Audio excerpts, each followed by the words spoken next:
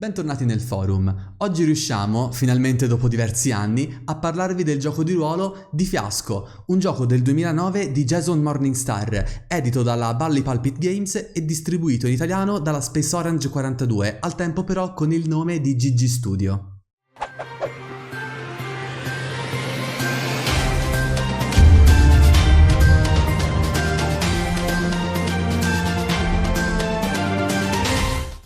Chi ci segue da più tempo sicuramente ci avrà sentito nominare Fiasco in diverse occasioni, magari in diverse live, in alcuni video. In particolare si ricorderanno che abbiamo citato questo come fonte di ispirazione per il gioco di ruolo italiano B-Movie. Si tratta di un gioco di ruolo ispirato agli heist movie, quei film in cui solitamente i personaggi tentano il colpo grosso della loro vita. Parliamo di film come, per esempio, vengono citati anche qui in quarta di copertina, Sangue Facile, Fargo, Soldi Sporchi e, perché no, anche Non è un paese per vecchi dei fratelli Coen. E come spesso succede in questi film, i piani dei protagonisti a un certo punto, solitamente a metà film, vanno a farsi friggere e i personaggi molto spesso devono pagarne tutte le conseguenze. Oppure a volte potrebbero anche avere molta fortuna e vivere il resto della loro vita con la soddisfazione di aver portato a termine il più grande colpo della loro vita. Nello specifico si tratta di un gioco masterless, come per l'appunto era B-Movie, o più recentemente come lo era Witch, di cui vi abbiamo parlato appunto in una passata recensione. È diviso in diversi atti. Abbiamo un prologo, i due atti principali, una crisi, il momento centrale del gioco,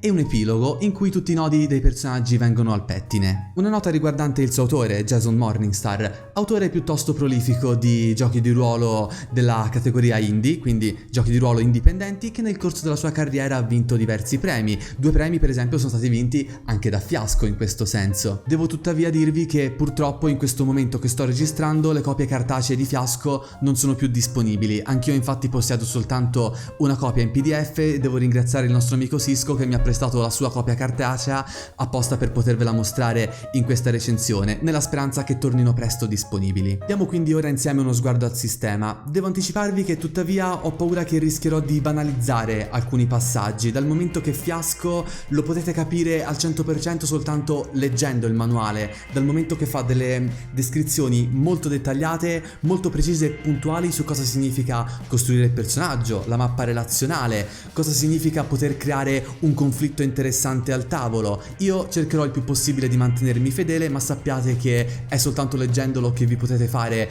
un'idea molto più precisa, e giocandolo ovviamente. La prima parte del gioco è il prologo, in cui dobbiamo sostanzialmente scegliere lo scenario di gioco. Troviamo una serie di scenari qui all'interno del manuale, oppure ne possiamo trovare realizzati dalla community come materiali di terze parti. Esistono anche dei companion ufficiali in questo senso. Ogni scenario ci fornirà una lista predeterminata di luoghi, tipologie di relazioni, oggetti e necessità che riguardano noi personaggi. Ognuno di questi sarà segnato con un numero da 1 a 6. Qui per esempio ve ne posso mostrare uno, per l'appunto. Qui appunto troviamo tutti le diverse tipi di relazioni, oggetti e bisogni che possiamo scegliere, indicati ognuno con un numero. Ora, come potete vedere, il numero con cui sono indicati è iscritto all'interno del simbolo di un dado. Questo perché? In base ai giocatori presenti sarà stabilito un totale di dadi. Metà saranno dadi bianchi, metà saranno dadi neri. Vi spiego poi come funzionano. In questa fase del prologo dobbiamo lanciare i dadi e, in base ai risultati che questi ci hanno dato, determineremo i vari elementi che saranno presenti nella nostra partita, che annoteremo in delle apposite carte indizio. Quindi ad ogni numero corrisponderà un tipo di elemento che possiamo scegliere appunto da inserire nelle carte.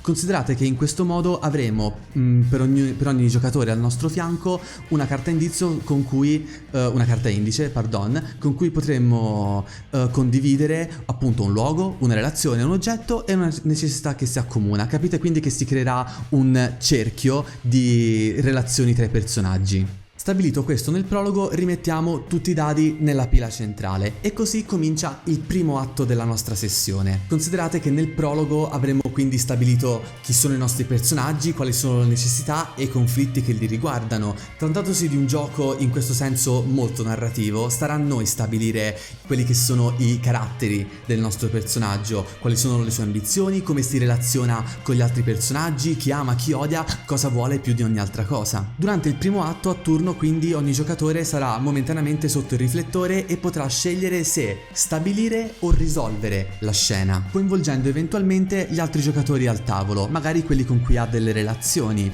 Qual è la differenza? Se noi stabiliamo la scena, vuol dire che saremo noi di nostra iniziativa a dire in quale luogo dello scenario ci troviamo, chi è coinvolto e più o meno qual è il conflitto principale in corso. Sarà il resto del tavolo a stabilire l'esito della nostra scena. Se l'esito sarà positivo, ci consegnerà un dado bianco. Viceversa, se secondo loro l'esito è negativo, ci consegnerà un dado nero. Se invece noi scegliamo di risolvere una scena, sostanzialmente viene capovolto questo rapporto. Saranno i giocatori al tavolo a dire a noi dove siamo, chi è coinvolto e qual è il conflitto, e saremo noi a poter scegliere se eventualmente risolverla appunto in modo positivo o in modo negativo. Nel primo atto, dettaglio molto importante, tuttavia, il dado dell'esito dovremo consegnarlo ad un altro giocatore. Considerate che i dadi bianchi e dadi neri, che appunto sono esito positivo e negativo, ci serviranno poi per stabilire appunto dove il nostro personaggio va a parare, quindi capite bene che si sta creando una certa strategia al tavolo che ci conviene tenere a mente. Quindi in base al dado che abbiamo scelto o che ci viene dato, risolveremo di conseguenza la nostra scena. Quando metà dei dadi totali della pila centrale sono stati distribuiti, finisce il primo atto e inizia il momento più temuto dal resto dei giocatori, ovvero la crisi. Trovandosi a metà gioco, la crisi rappresenta quella che nel viaggio dell'eroe è il colpo di scena a metà film, in cui le carte in tavola vengono praticamente sconvolte. I piani che vi siete fatti potrebbero non essere andati a buon fine, potrebbe essere successo qualcosa che non avevate previsto, insomma, quell'elemento di caos che vi sconvolge totalmente i piani. Come funziona a livello meccanico? Prendete i dadi che avete accumulato nel primo atto e divideteli per colore, bianchi e neri. Tirate quindi i rispettivi gruppi e guardate quali dei due vi ha dato il risultato più alto e quale è quello più basso. Al risultato più alto sottraete il risultato più basso, che sia bianco o che sia nero. Il totale sarà il totale di bianchi o neri che avete accumulato. Detto più semplicemente, se il risultato più alto era dato dai dadi neri e quello più basso dai dadi bianchi, vuol dire che alla fine avrete un totale di neri, viceversa un totale di bianchi. I giocatori che avranno così ottenuto il risultato di bianco più alto e quello di nero più alto sono quelli che stabiliranno gli elementi della crisi. Come si fa? In maniera molto simile al prologo. I dadi che non sono stati utilizzati vengono lanciati e da un'apposita tabella del manuale stabiliamo gli elementi della crisi, anche questi divisi da 1 a 6. Ovviamente cerchiamo elementi che possano essere coerenti con l'avventura che stiamo vivendo. Potrebbero essere elementi di tragedia, di fallimento, di paranoia dei nostri personaggi, ce ne sono diversi. A questo punto ricomponete la pila centrale mantenendo i dadi che avete già accumulato durante il primo atto. Fate una breve pausa, discutete come il gioco sta scorrendo e una volta che vi siete rilassati potete partire con il secondo atto. Il secondo atto molto semplicemente funziona con lo stesso schema del primo, con una particolare differenza. Stavolta i dati degli esiti che ci verranno dati dagli altri giocatori o che possiamo scegliere noi a seconda se abbiamo stabilito o risolto, li terremo noi anziché passarli agli altri giocatori. Capite bene quindi che a questo punto, a seconda di quello che è successo nella crisi, la strategia diventa fondamentale. Volete che i vostri dadi propendano più verso una direzione che in un'altra? Scegliete bene quindi dado bianco o dado nero a seconda di cosa vi torna meglio. A questo punto, quando tutti i dadi della pila centrale saranno esauriti, anche il secondo atto sarà finito. Nota interessante, tenete a mente che l'ultimo dado rimasto sul tavolo è un dado jolly. A prescindere dal colore sarà l'ultimo giocatore a poter, o il tavolo, a poter stabilire se si tratta di un dado bianco o di un dado nero. E qui veniamo al sipario, dove i vostri personaggi potranno godere o pagare le conseguenze delle loro azioni durante tutta la partita.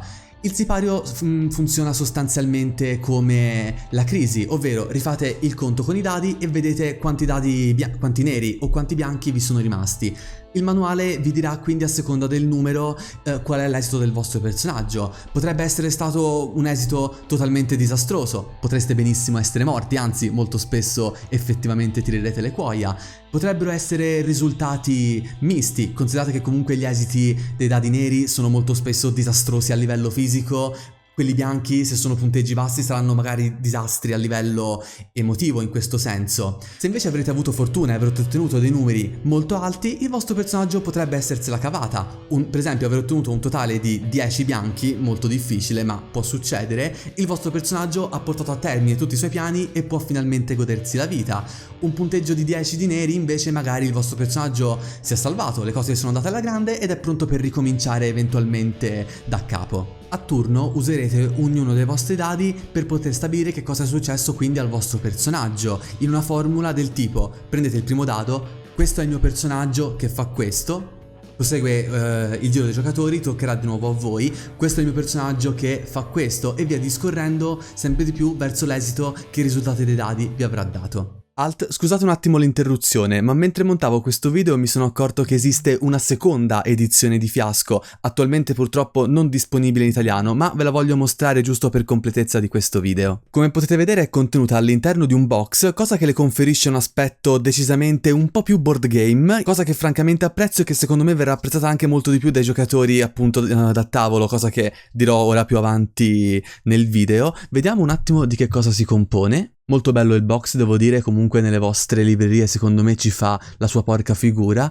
Ecco qua uno schema riassuntivo. Allora, vediamo che c'è una plancia con cui dividere le carte degli... quindi funziona a carte e non a dadi. Abbiamo la posizione per gli esiti positivi e quelli negativi. Qui aftermath total, ok, qui deve essere per inserire i dadi finali del sipario. 3 playset divisi in deck, molto carino come idea. Fiasco engine deck, queste devono essere per far funzionare il sistema al posto dei dadi, quindi credo che ci metterò gli occhi sopra perché sembra interessante. Qui invece il libretto delle regole, tutto comunque trasformato quasi in forma di card game. Devo dire che sembra un'edizione molto interessante, almeno per come si presenta, quindi adesso sapete che esiste. Quindi finiamola qui con questa interruzione e torniamo al video. Nella speranza che io sia stato il più chiaro possibile in questa spiegazione, ma ripeto, lo capirete benissimo come gioco questo semplicemente giocandolo, lo trovo un gioco veramente molto ma molto divertente e se posso essere sincero, io pur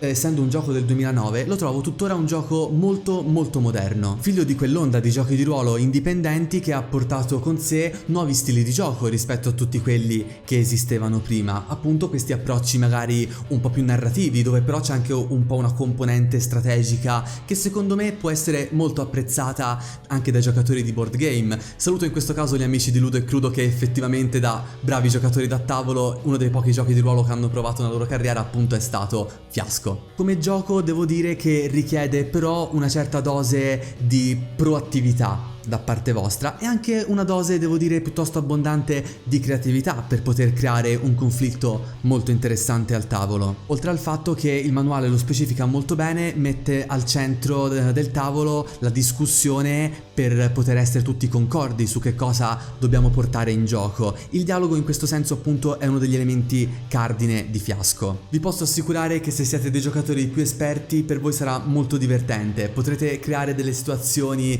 in cui potrete vedere in che direzione stanno andando i vostri personaggi, potrete vedere se tutti i piani che state mettendo in piedi andranno in vacca o se avranno successo. Dico esperti perché magari sarete un po' più sciolti in questo senso, tuttavia devo dire che secondo me è un gioco molto apprezzabile anche da dei novizi. Quello che però devo mettervi in guardia è che si tratta di un tema molto specifico per quanto riguarda il gioco. Stiamo trattando gli heist movie, quindi si tratta di quello. Se siete amanti di heroic fantasy, di elementi horror, forse non troverete qualcosa troppo nelle vostre corde in questo senso. In più, questo è un dettaglio molto importante, è un gioco che porta al centro delle tematiche potenzialmente anche molto pesanti e crude. I vostri personaggi potrebbero andare incontro ad una fine orribile in tal senso, quindi anche in questo senso qui cercate di essere il più chiari possibili quando impostate il vostro tavolo di gioco. Trovo molto buono il cerchio di collegamenti che il gioco riesce a mettere al centro, cosa che devo dire nel corso del tempo è stata sdoganata anche da tanti altri giochi di ruolo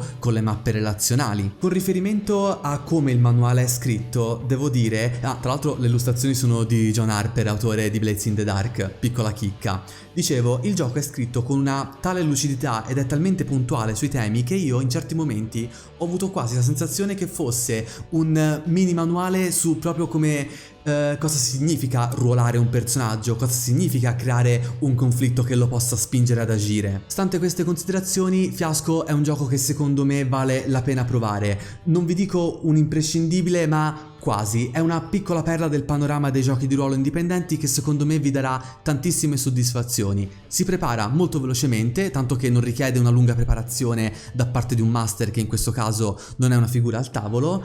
È, ripeto, molto divertente da giocare, destabilizzante, caotico nelle soluzioni narrative che vi proporrà e secondo me vale molto la pena. Al momento purtroppo la versione cartacea non è disponibile, spero che quando questa recensione sia uscita magari avremo qualche sorpresa in merito. Io incrocio le dita in tal senso. Detto questo, io vi ringrazio di aver visto questa recensione e vi invito, se il video vi è piaciuto, a condividerlo, a iscrivervi al canale se non l'avete ancora fatto e di attivare la campanella per rimanere aggiornati su tutti i nostri prossimi video. Vi invito inoltre, se volete, a seguirci sulla nostra pagina Facebook, sul nostro profilo Instagram e se volete vi invito anche a seguirci sul nostro gruppo Telegram, se volete fare due chiacchiere più in tempo reale con noi sul mondo del gioco di ruolo. Daniele, dal forum Sententiam, chiudo.